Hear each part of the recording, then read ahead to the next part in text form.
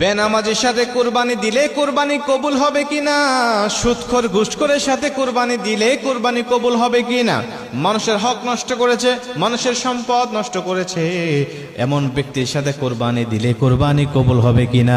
কুরবানির সময় আসলে এমন প্রশ্ন কিন্তু আমাদেরকে খুবই করা হয়, হুজুর অমুক ব্যক্তি তো নামাজ পড়ে না, ওর সাথে কুরবানি চলবে কি চলবে না, অমুক ব্যক্তি সে মানুষকে কষ্ট দিয়েছে, অমুক ব্যক্তি তার আত্মীয় স্বজনকে কষ্ট দিয়েছে, অমুক ব্যক্তি তার সন্তানের হক ফাঁকি দিয়েছে, অমুক ব্যক্তি তার বোনের হক ফাঁকি দিয়েছে, এমন ব্যক্তির সাথে কুরবানি আমার হবে কিনা, কুরবানি দিলে কুরবানি কবুল হবে কিনা, এমন প্রশ্ন কুরবানির সময় আসলে আমাদের মাঝে করা হয়। এই মুসলমান বন্ধু আমার, খুব মনোযোগ দিয়ে কথাগুলো শুনে নিবেন।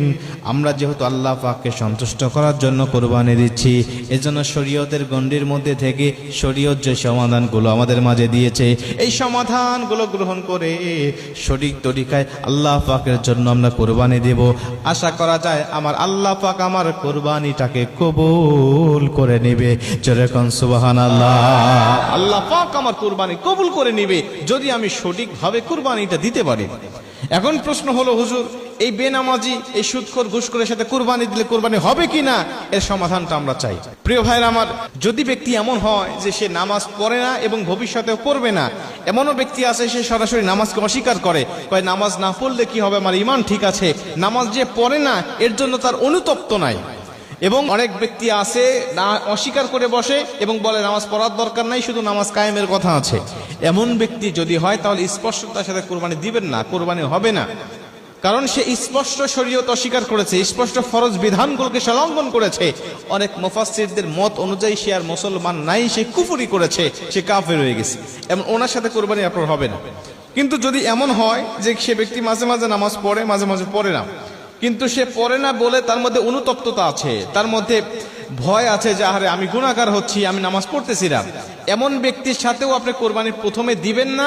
আপনি চিন্তা করবেন সর্বপ্রথম একাকী কোরবানি দেওয়ার জন্য, কোরবানির একাকী দেওয়ার জন্য আপনি চেষ্টা করবেন। যদি না থাকে তাহলে ভাগে যদি দিতে হয়, তাহলে আপনি দেখবেন যারা নামাজ কালাম পড়ে, যারা ইসলামের গণ্ডির মধ্যে থাকে, এমন ব্যক্তিকে খুঁজে বের করা, এদের সাথে আপনি কোরবানি দেওয়ার চেষ্টা করবেন। এদেরকেও যদি আপনি না পান তাহলে ওই সমস্ত ব্যক্তিদেরকে আপনি ইসলামের দাওয়াত দিয়ে তারপরে আপনি তার সাথে কোরবানি দিতে পারেন।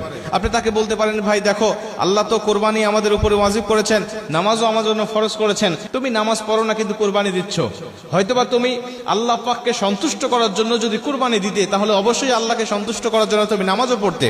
কারণ আমাদের সমাজে এমনও ব্যক্তি আছে কোরবানির ঈদের দিন সকালবেলা ফজরের নামাজ পড়ে না, তাহলে তার মধ্যে যদি আল্লাহর ভয় থাকতো তাহলে অবশ্যই সে ফজরের নামাজটা পড়ে আল্লাহকে সন্তুষ্ট করতো, কারণ সে কোরবানি দিচ্ছে আল্লাহকে সন্তুষ্ট করার